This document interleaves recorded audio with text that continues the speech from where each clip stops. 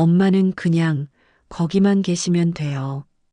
그 말이 내 가슴 어딘가를 툭 하고 쳤다. 딸 미영이 툭 던진 말이었다. 아침 도시락을 싸다 말고 그 애는 그렇게 말했다.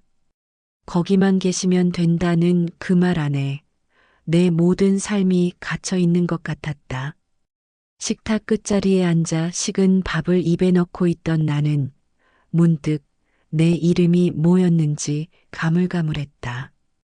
할머니, 엄마, 어르신, 권사님 누구도 나를 이름으로 부르지 않았다. 내가 나를 부르지도 않았던 세월이었다. 그날 밤 콜라텍에 갔다. 춘식 씨를 처음 만난 그날이었다. 아코디언 소리에 맞춰 춤추는 사람들이 흘러가는 조명 속에서 흔들리고 있었다. 나는 구석에 앉아 있었고 춘식 씨가 다가왔다. 누님 탱고 한 곡 하실래요? 그 말이 낯설지 않았다. 조심스러웠고 따뜻했다. 춤을 추는 내내 손등 위로 전해지는 온기가 마치 나를 사람으로 다시 만들어주는 것 같았다. 집에 돌아와 신발장 앞에 한참 서 있었다. 발이 간질거렸다. 가슴이 뛰었다. 그날 나는 내 이름을 처음 불렀다. 정호가 너 살아있구나. 그렇게 말이다. 그 주 토요일 나는 거울 앞에 섰다. 화장대를 여는 손이 낯설었다. 립스틱 하나 꺼내어 입술에 대봤다. 붉은색이 이리도 생경할 줄이야. 몇 년 만이었을까? 누굴 위해 바르는 것도 아니고 그냥 내가 보고 싶어서였다. 60색. 남편 떠나고 다 잊은 줄 알았던 감정들이 다시 피어나기 시작했다. 그 감정들이 부끄럽지 않았다. 춘식 씨와 함께 춤을 추고 돌아온 날 밤, 나는 혼자 웃었다. 말도 안 되는 일인데 어쩌다 보니 웃음이 났다. 다음 주에도 나는 콜라텍에 갔다. 같은 원피스를 입고 머리를 살짝 말리고 춘식 씨는 항상 먼저 와 있었다. 그리고 나를 보며 웃었다. 오늘은 더 가볍게 움직이시네요. 그 말에 나도 웃음이 났다. 춤은 여전히 어색했지만 그의 리드에 따라 한 발 한 발 움직이다 보면 이상하게 마음이 편해졌다. 발소리보다 먼저 가슴이 앞질러 뛰었다. 춤을 추는 동안은 세상도, 딸도, 이름도 잊을 수 있었다. 나는 그냥 나였다. 미영의 엄마도 아니고, 손주 봐주는 사람도 아니고, 춘식 씨의 손은 늘 따뜻했다. 조심스럽게 잡아주는 손, 단 한 번도 서두르거나 거칠지 않았다. 그 손 위에 내 손을 올려놓을 때마다 나는 마음 깊은 곳 어딘가가 풀리는 걸 느꼈다. 그러던 어느 날 콜라텍이 끝나고 우리는 근처 분식집에 갔다. 잔치국수와 김밥을 시켜놓고 나란히 앉았다. 춘식 씨가 물었다. 정 여사님, 처음엔 왜 오셨나요? 콜라텍에. 나는 웃으며 말했다. 그냥 소리 듣고 싶어서요. 집이 너무 조용해서 텔레비전도 사람 소리도 다 싫고 그냥 음악이 듣고 싶더라고요. 그가 고개를 끄덕이며 말하더군요. 저도 비슷했어요. 음악이 사람을 안아주는 느낌이 들었죠. 그땐 춤도 모르고 그냥 몸이 움직이더라고요. 잔치국수를 한 젓가락 집어들며 나는 속으로 생각했다. 이 사람과 나 닮은 구석이 많구나. 집에 돌아오는 길, 가로등 불빛이 길게 뻗어 있었다. 그 아래서 나는 내 그림자를 오래 바라보았다. 춤출 때보다 더 길어진 그림자, 그 안에 내가 서 있었다. 그 밤 나는 처음으로 다이어리를 꺼내어 적었다. 오늘 춘식 씨와 김밥을 먹었다. 잔치국수는 따뜻했고 사람 마음도 따뜻했다. 나 아직 살아있구나. 콜라텍에서 춤을 추고 집으로 돌아온 어느 날이었다. 현관문을 열기도 전에 복도에서 들리는 소리에 발걸음이 멈췄다. 어휴, 그 집 정 여사님 말이에요. 요새 춤추러 다닌다죠? 그러게 말이에요. 멀쩡히 사위도 있고 손주도 있는데. 숨을 삼켰다. 문 앞에서 망설이며 서 있던 나를 마치 그들도 알고 있는 듯 말소리는 더 가까이 느껴졌다. 나는 조용히 문을 열고 들어왔다. 신발을 벗으며 거울에 비친 내 얼굴을 봤다. 분명 웃고 들어왔는데 입꼬리가 내려가 있었다. 거실은 조용했다. 딸 미영은 부엌에서 반찬을 정리하고 있었다. 나를 보더니 인사도 없이 한마디 했다. 또 거기 다녀왔어요? 나는 대답하지 않았다. 가방만 내려놓고 주방으로 걸어갔다. 미영이 말을 이었다. 엄마, 진짜 좀 창피하지 않아요? 콜라텍 같은 데서 남자들이랑 춤추고 그런 거 동네에서 다 얘기 나와요. 그 말이 머리를 때렸다. 한동안 말이 안 나왔다. 그리고 천천히 말문을 열었다. 춤췄다. 사람 손잡고. 근데 그게 뭐가 그리 창피하냐? 미영은 팔짱을 끼고 고개를 저었다. 엄마가 애 키우는 나보다 더 바쁘잖아요. 이제 좀 쉬면 안 돼요? 그 말에 나는 고개를 돌렸다. 나는 쉰 적이 없다. 늘 이랬고 참고 뒤로 밀렸지. 이제 겨우 조금 살아보려는 거다. 우리 사이의 공기가 얼어붙었다. 말은 이어지지 않았지만 그 정적 안에 많은 말이 들어 있었다. 그날 밤 나는 창문을 열었다. 밤 공기가 차가웠지만 그게 마음보다 나았다.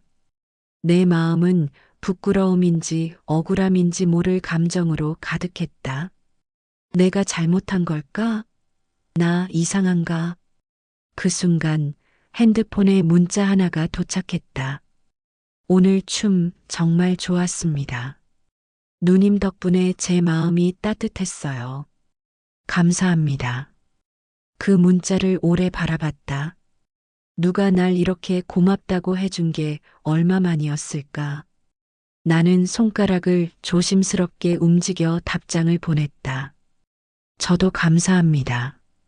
오늘 춤추면서 처음으로 살아있다고 느꼈어요. 보내고 나니 눈물이 흘렀다. 그 눈물엔 후회도 부끄러움도 없었다. 다만 오래 묵은 슬픔이 빠져나가는 듯한 그런 눈물이었다. 다음 날 아침 거실에 햇살이 들어오고 있었다. 커튼 너머로 투명하게 쏟아지는 빛이 참 예뻤다. 나는 그 햇살 아래에서 조용히 앉아 있었다. 미영은 부엌에서 분주히 아이 도시락을 챙기고 있었다. 엄마, 오늘은 어디 안 나가시죠? 그 물음에 나는 잠시 숨을 고르며 말했다. 응, 오늘은 집에 있을 거야. 미영은 고개를 끄덕이고 이내 무심한 말투로 덧붙였다. 잘 생각했어요. 그 나이에 뭐 그렇게 날뛰어요. 그 말에 나는 고개를 들었다. 햇살이 눈을 찌를 만큼 밝았지만 나는 그 안에서 미영의 얼굴을 정면으로 바라봤다. 나 아직 사람이고 싶다. 미영은 당황한 표정이었다. 나는 조용히 말을 이었다. 엄마로만, 부모로만 그렇게 살아왔지만 그게 내 전부는 아니잖니. 나는 이름도 있고 감정도 있고 마음도 있는 사람이야. 그 말에 미영은 입을 다물었다. 우리는 잠시 침묵했다. 나는 조심스럽게 화분 하나를 창가로 옮겼다. 꽃이 시들지 않게 해줘야겠다는 생각이 들었다. 그리고 속으로 다짐했다. 나는 다시 춤을 출 거야. 다시 나로 살 거야. 설사 누가 뭐라고 해도 나는 나를 잃지 않겠다. 그 주 토요일 나는 한참을 망설이다 콜라텍 문 앞에 섰다.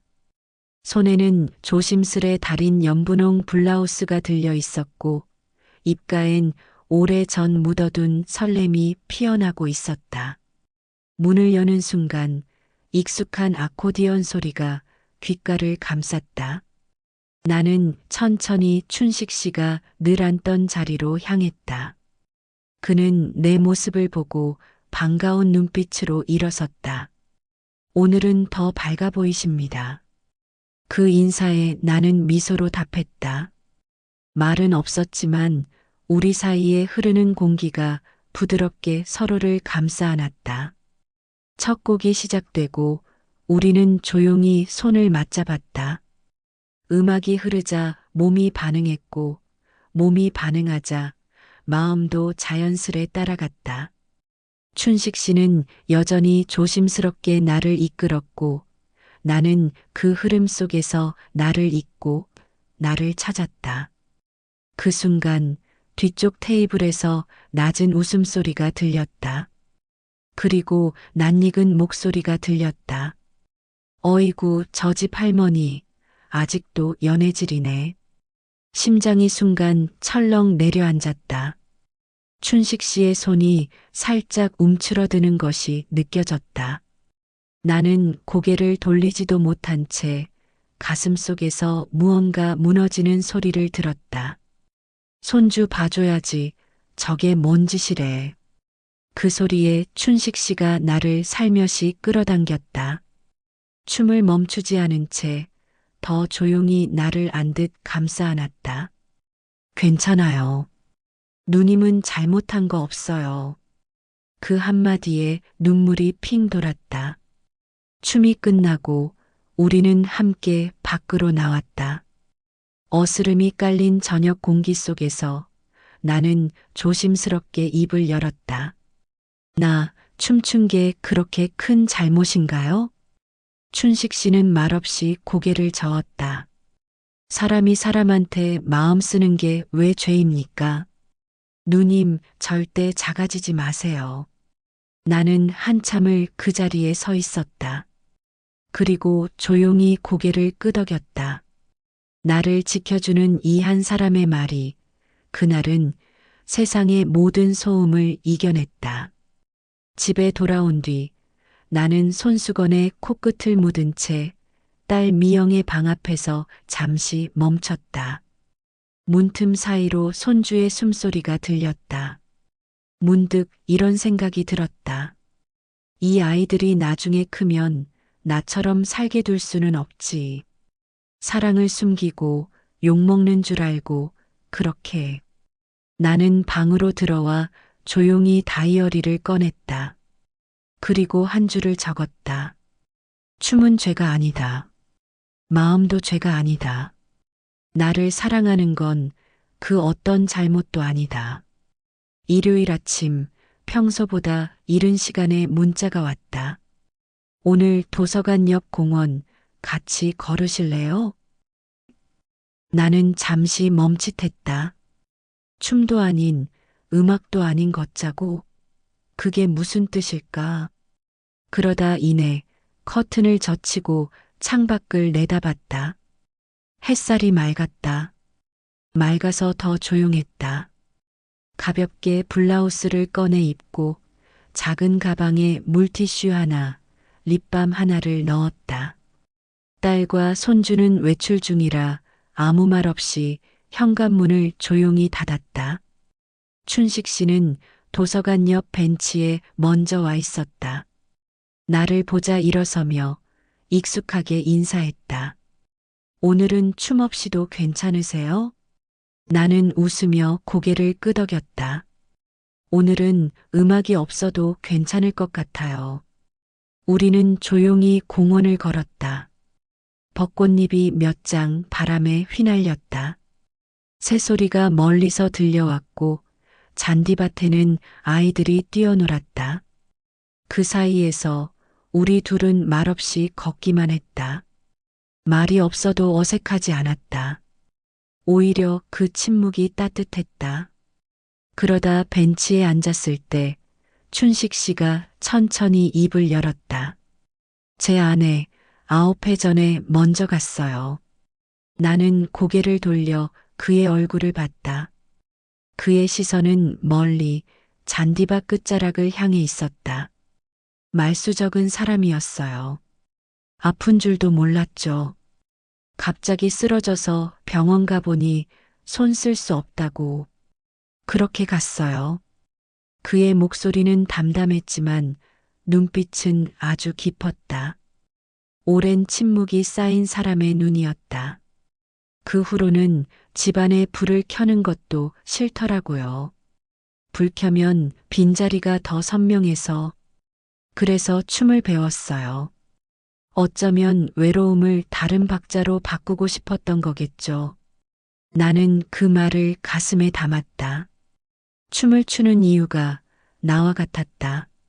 아니, 그보다 더 오래, 깊게 묻어둔 아픔이었다. 나는 조심스럽게 내 이야기를 꺼냈다. 저도 남편 보낸 지 꽤 됐어요. 말수 많은 사람이었는데 이상하죠. 정작 마지막엔 한마디도 못 남기고 갔어요. 숨 쉬는 것만 남기고. 춘식 씨가 고개를 끄덕였다. 우리가 살아온 시간들이 겹쳐 보였다. 서로 다른 외로움이지만 결국 같은 자리에서 만난 셈이었다. 그가 내 손등 위에 손을 살짝 얹었다. 예전처럼 천천히. 그리고 아주 조심스럽게. 누님은 아직 웃을 수 있으니까 너무 미안해하지 마요. 누님만 그런 거 아니에요. 우리 다 그렇게 지나온 사람들이잖아요. 그 말에 나는 한참 동안 말을 잇지 못했다. 그리고 조용히 말했다. 이젠 외로움을 혼자서만 안고 싶지 않아요. 햇살이 조금 더 기울어졌고 벤치 아래 잔디에는 우리 그림자가 겹쳐 있었다. 그날 집에 돌아와서 나는 화장대 서랍 속 묵주 반지를 꺼냈다. 잊고 있던 물건이었다. 오래 혼자 있었을 그 반지에 손끝을 올리며 생각했다. 이 사람과 나는 같은 춤을 추고 있었구나. 며칠 후 장을 보고 돌아오는 길. 마트 입구를 막 나섰는데 모퉁이에 모인 동네 아주머니 셋이 나를 보고 웃으며 수군거렸다. 아유, 정 여사님 요즘 춤추러 다닌다며? 나이도 잊었나 몰라. 애가 둘이나 딸렸는데도 말이지. 손주는 누가 보나 몰라. 그 춘식인가 뭔가 동네 여자들 다 돌아다니던데 뭐. 말끝마다 웃음이 묻어 있었지만 그 웃음은 바늘처럼 날카로웠다. 나는 아무 말 없이 장바구니 손잡이를 꼭 쥐었다. 손바닥에 비닐이 파고들 만큼. 집으로 돌아오자마자 생선을 손질하며 아무 일 없는 척 조용히 칼질을 했다. 그러다 미영이 현관을 열고 들어왔다. 신발도 제대로 벗지 않은 채 내 쪽을 보고 다짜고짜 말했다. 엄마, 또 콜라텍 갔죠? 애 맡기고 돌아다니기 바쁘네요. 나는 칼을 내려놓고 조용히 손을 씻었다. 차가운 물에 손을 담그고 있으니 마음이 더 서늘해졌다. 엄마, 진짜 왜 그래요? 나이 생각 좀 해요. 자식 생각도 좀 하고.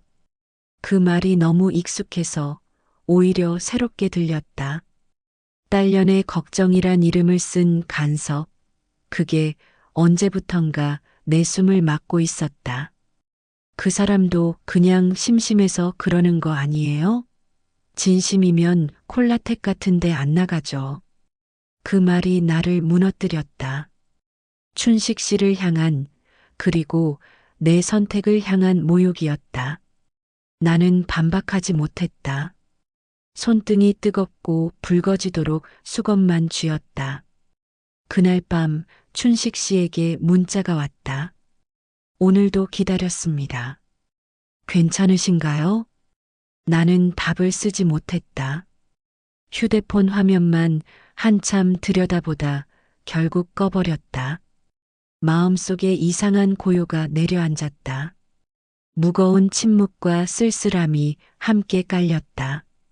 그리고 나는 거울 앞에 섰다. 내가 아닌 얼굴, 표정 없는 사람 하나가 그 안에 서 있었다. 춤도 립스틱도 다 어울리지 않게 느껴지는 낯선 얼굴. 나는 거울에 대고 조용히 물었다. 내가 지금 살아있는 게 미안한 걸까? 그 질문이 귓가를 울렸다.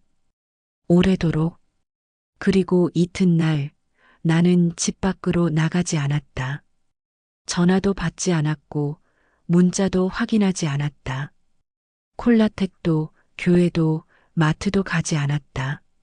미영은 아무 말 없이 출근했고 손주는 내 눈치를 살폈다. 나는 식탁에 앉아 있다가 불 꺼진 거실로 들어갔다.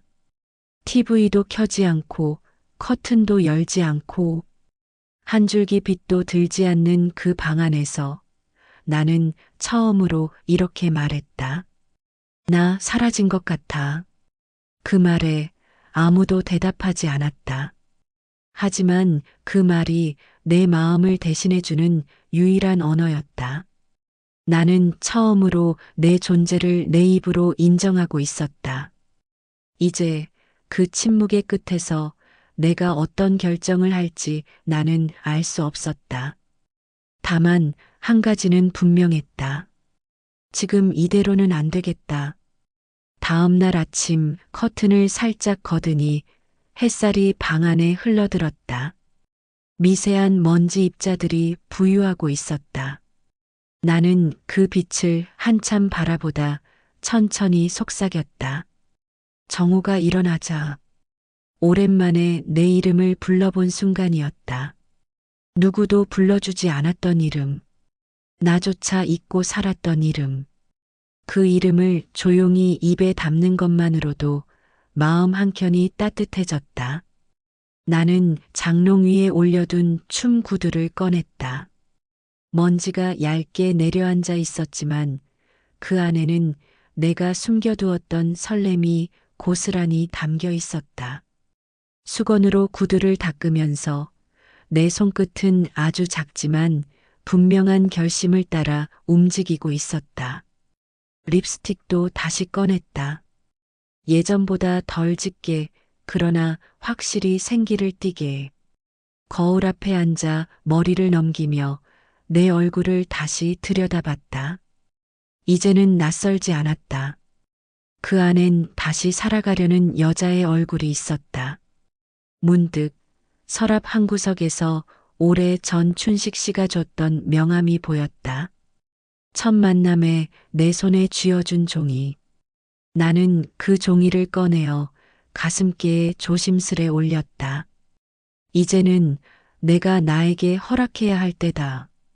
나는 핸드폰을 다시 켰다. 기다리듯 문자가 도착해 있었다. 누님 괜찮으시면 이번 주말에도 그 자리에 있을게요. 기다릴게요.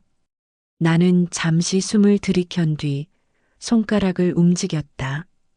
춘식 씨, 이번 주말 같이 걷는 것도 괜찮겠어요. 문자를 보내고 나서 이상하게 가슴이 먹먹했다. 두렵기도 했고 기쁘기도 했다. 하지만 이번만큼은 부끄럽지 않았다. 그날 오후 나는 미영이 있는 부엌으로 갔다. 아이가 만화를 보고 있는 틈을 타 천천히 입을 열었다. 나 이번 주말엔 콜라텍에 갈 거야. 미영은 고개를 돌려 나를 쳐다보더니 피곤한 듯 짧게 말했다. 또요? 엄마, 사람들 말 좀 들었으면 좋겠어요. 나는 처음으로 고개를 숙이지 않았다. 사람들이 뭐라 하든 나는 내 인생을 살고 싶어. 손주 봐주는 것도 좋지만 나도 내 마음 하나쯤은 챙기고 싶다. 미영은 아무 말 없이 나를 바라봤다. 내가 처음으로 사람으로서 나를 내세운 순간이었다. 나는 조용히 웃었다. 그리고 마지막으로 한마디를 더했다. 너도 알 거야. 엄마가 웃은 얼굴, 얼마나 오랜만인지. 일요일 아침 약속한 공원으로 향했다. 벚나무 잎이 다 져버린 뒤라 공원은 한산했지만 햇살만큼은 겨울을 앞두고도 따뜻했다. 춘식 씨는 도서관 옆 벤치에 미리 나와 있었다. 오늘따라 평소보다 조금 더 단정한 옷차림이었다. 나는 조용히 다가가 앉았다. 기다리셨죠? 언제까지라도 기다릴 수 있습니다. 그 말에 웃음이 났다.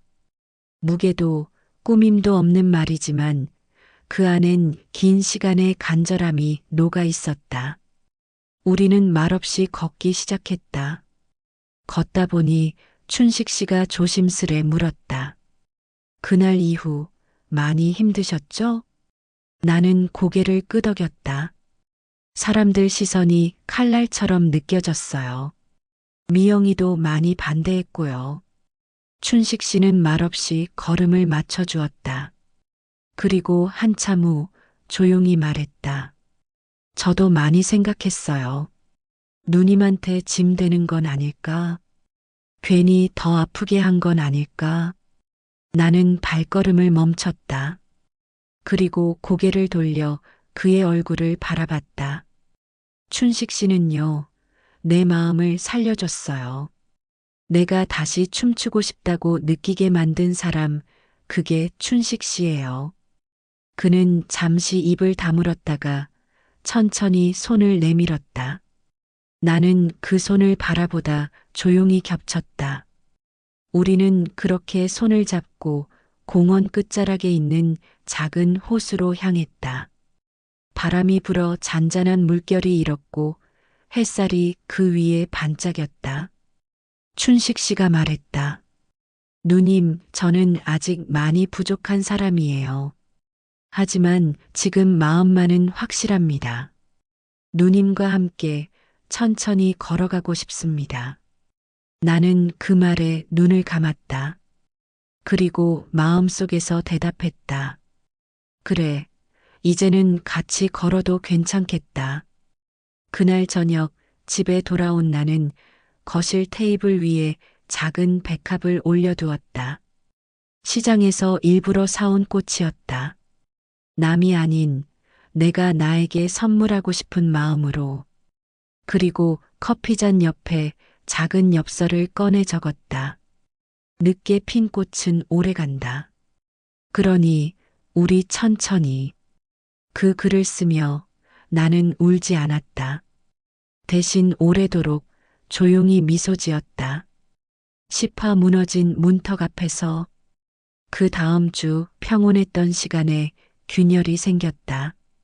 마트에서 장을 보고 나오는데 반대편에서 동네 이웃 한 명이 나를 보고 피하는 눈치였다. 가볍게 인사라도 할까 했지만 그녀는 고개를 돌려버렸다. 또 무슨 말이 퍼졌나? 가슴이 조여왔다. 걷던 발걸음을 멈추고 장바구니를 바닥에 내려놓았다. 손바닥에 땀이 찼다. 그날 이후 나는 다시 집 밖으로 나가는 게 두려워지기 시작했다. 며칠 뒤 미영이 귀가하자마자 말했다. 엄마, 혹시 그 사람 우리 집 근처 온 적 있어요? 나는 놀라며 고개를 저었다. 아니, 왜? 동네 사람들이 그러더라고요. 엄마가 어떤 남자랑 같이 다닌다고. 유치원에서도 이상한 소문 들었대요. 그 말에 숨이 턱 막혔다. 미영은 말을 이어갔다. 엄마가 연애하는 거야 뭐라 못하겠지만 제발 조용히 좀 해요. 애한테까지 영향 가잖아요. 나는 입술을 꼭 다물었다. 무슨 말을 해도 변명처럼 들릴 것 같았다. 결국 조용히 일어나 방으로 들어갔다. 문을 닫는 소리가 그날따라 크게 울렸다. 그 밤 춘식 씨에게서 전화가 왔다. 화면에 그의 이름이 떠 있었지만 나는 받지 않았다. 목소리를 들으면 마음이 무너질까봐. 그저 침대에 앉아 창밖을 바라봤다. 가로등 불빛이 커튼 틈으로 새어 들어왔다. 그 불빛이 마치 외로움의 잔상처럼 길게 늘어져 있었다. 내가 잘못했나? 너무 들떴나? 스스로를 다그쳤다. 춘식 씨에게 다가간 내 걸음이 어쩌면 나만의 욕심이었던 건 아닐까? 미영 말처럼 애한테까지 상처를 주는 건 아닐까? 그러다 문득 화장대 앞에 놓인 엽서가 눈에 들어왔다. 늦게 핀 꽃은 오래 간다. 그러니 우리 천천히. 그 문장이 마치 내 손을 잡는 듯 느껴졌다. 나는 그 엽서를 가만히 들고 한참을 바라보다 조용히 되뇌었다. 그래, 천천히 가자. 흔들려도 다시 걷자. 다음 날 아침 나는 춘식 씨에게 문자를 보냈다. 저 잠시 멈출게요. 하지만 멈춘다고 있는 건 아니에요. 마음은 여전히 거기 있어요. 보내고 나서 나는 스스로의 결정을 믿고 싶었다. 지금은 문턱 앞이지만 언젠가 다시 문을 열 수 있을 거라고. 며칠이 흘렀다. 콜라텍도 공원도 춘식 씨의 문자는 오지 않았다. 나도 보내지 않았다. 멈췄다고 생각했지만 마음은 자꾸 되돌아갔다. 손끝은 몇 번이나 그 사람 번호를 눌렀다가 지웠다. 어느 오후 평소보다 늦게 집에 들어온 미영이 뜻밖의 말을 꺼냈다. 엄마, 오늘 유치원에서 선생님이 그러시더라. 요즘 애가 밝아졌다고. 나는 반사적으로 물었다. 우리 손주가? 응. 요즘 할머니랑 노는 시간이 더 많아졌대. 그림도 많이 그리고 친구들이랑도 잘 지낸다고. 그 말에 가슴 한켠이 저릿해졌다. 춘식 씨와 콜라텍을 잠시 멈춘 그 며칠, 나는 아이와 더 많은 시간을 보냈다. 숨죽여 살았던 시간에도 누군가는 나를 보며 웃고 있었던 거였다. 그날 밤 나는 창문을 열었다. 찬 바람이 커튼을 흔들었다. 한참 그 바람 속에 서 있다가 서랍을 열고 묵주 반지를 꺼냈다. 그리고 그 옆에 놓인 작은 메모지를 펼쳤다. 춘식 씨가 남긴 짧은 쪽지였다. 누님은 누님답게 살아도 됩니다. 그 문장이 이번엔 다르게 다가왔다. 이전에는 위로였고 지금은 허락 같았다. 나는 침대맡에 놓인 핸드폰을 들었다. 아직 꺼내지 못한 감정이 거기 있었다. 그리고 메시지를 썼다. 춘식 씨, 우리 이번 주말에 커피 한 잔 어떠세요? 그냥 말없이 마셔도 좋을 것 같아서요. 보내고 나니 마음이 설렜다. 다시 창문을 봤다. 이번엔 찬 바람이 아니라 어디선가 피어오르는 봄 기운처럼 느껴졌다. 나는 거울 앞에 앉아 머리를 넘겼다. 흰머리 몇 가닥이 보여도 부끄럽지 않았다. 거울 속 내가 다시 웃고 있었다. 주말 작은 카페 앞에서 우리는 다시 만났다. 춘식 씨는 먼저 와 있었고 나는 조심스레 문을 열고 안으로 들어갔다. 서로 눈이 마주쳤다. 말이 없었다. 대신 그 짧은 눈인사 하나로 마음이 전해졌다. 그는 조용히 일어나 자리를 내어주었다. 우리 사이에는 따뜻한 커피 2잔이 놓였다. 좋은 아침이에요. 내가 먼저 입을 열었다. 그동안 잘 지내셨어요? 춘식 씨는 고개를 천천히 끄덕였다. 누님 덕분에 많이 생각했습니다. 그리고 그 생각 덕분에 많이 버텼습니다.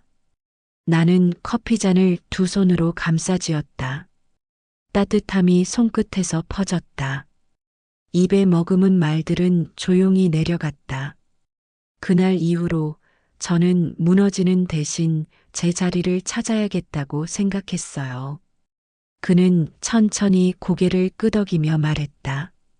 저도요. 누님이 없었던 시간 많이 허전했어요. 하지만 그 허전함이 내 마음이 어디를 향해 있는지 알게 해줬어요. 잠시 침묵이 흘렀다. 밖에는 바람에 나뭇잎이 흔들리는 소리가 들렸다. 그 속에서 우리는 조용히 마주 앉아 있었다. 그가 작게 미소 지으며 물었다. 우리 다시 춤추러 갈 수 있을까요? 나는 그 말에 웃음이 났다. 춤이라는 단어가 이제는 단순한 행위가 아니라 서로를 알아보는 언어처럼 느껴졌다. 천천히요. 한 박자 쉬고 다시 한 발씩. 그는 고개를 끄덕였다. 그렇게 갑시다. 우리 속도로. 커피잔에 김이 피어오르고 있었다. 마치 마음속에 눌러 담았던 것들이 이제야 조금씩 녹아내리는 것처럼. 그날 우리는 많은 말을 하지 않았다. 하지만 마음은 충분히 나누었다. 카페를 나서는 길, 그는 조용히 내 손등을 감싸쥐었다. 천천히 부드럽게. 그리고 나는 그 손을 이번엔 더 단단히 잡았다. 그날 이후 우리는 일주일에 한 번씩 함께 걷기 시작했다. 춤은 잠시 멈췄지만 대신 걷는 발걸음이 마음을 더 가까이 데려다 주었다. 햇살이 좋은 오후 공원 벤치를 함께 지나며 그는 이런 말을 했다.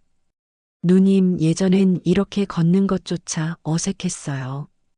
그런데 지금은 이 조용함이 참 좋습니다. 나는 그 말을 들으며 가만히 웃었다. 말없이 함께 걷는 시간, 말보다 더 많은 걸 나누고 있었다. 어느 날은 동네 국밥집에서 함께 식사를 했다. 그는 반찬을 내 쪽으로 밀어주며 말했다. 이 집 김치는 좀 짜요. 물 좀 더 드릴까요?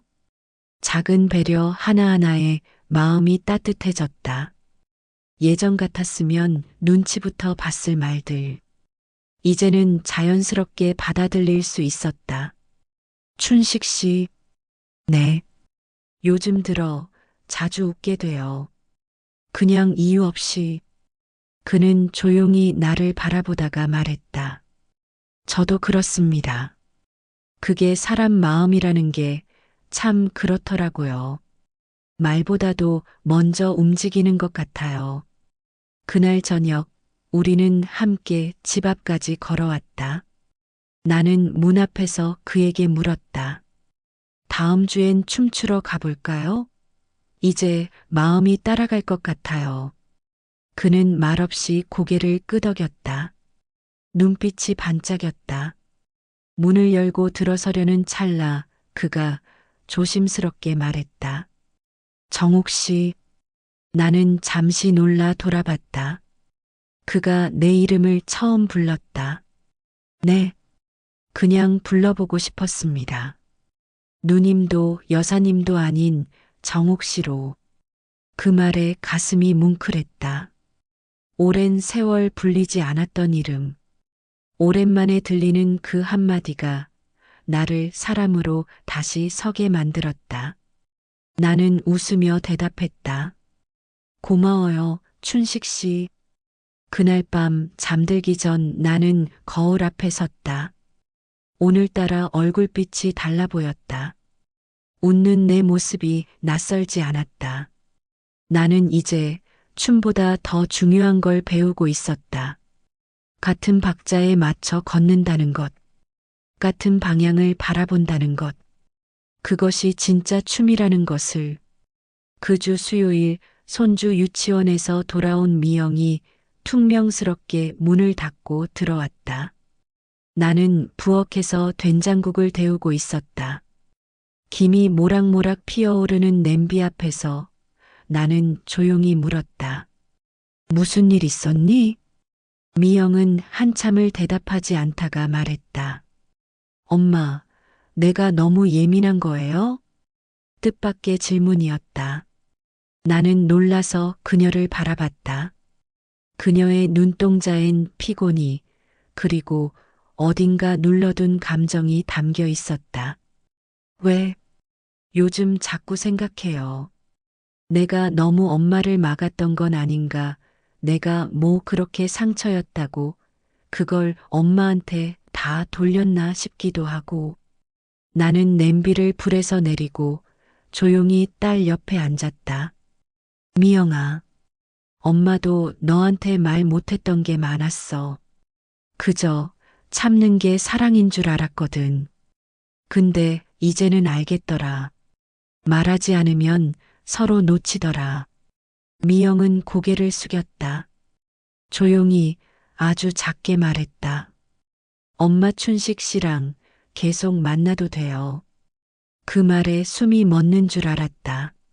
내 가슴속 깊이 잠겨 있던 물이 문득 햇살을 받아 투명하게 드러나는 순간 같았다. 정말 괜찮겠니? 나도 엄마가 웃는 얼굴 너무 오랜만에 봐서 처음엔 그게 낯설었어요. 근데 지금은 그게 엄마라는 걸 알겠어요.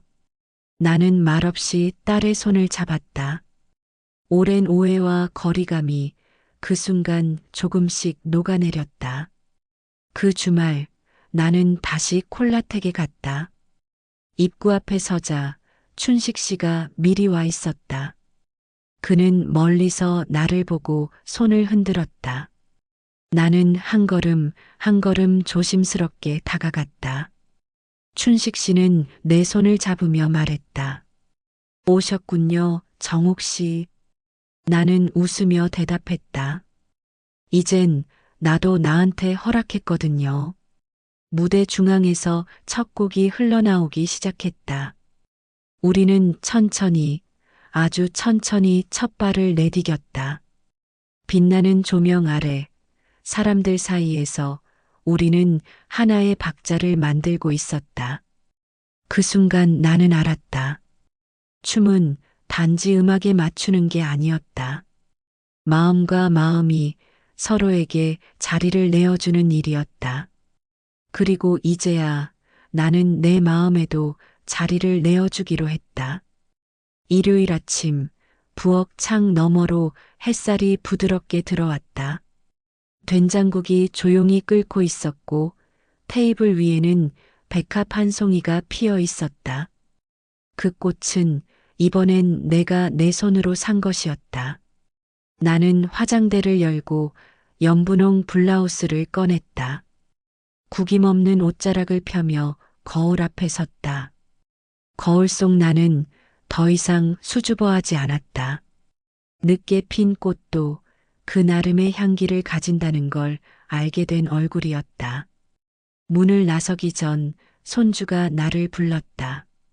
할머니, 어디 가요? 나는 부드럽게 웃으며 대답했다. 응, 춤추러 가. 오늘은 할머니 생일이거든.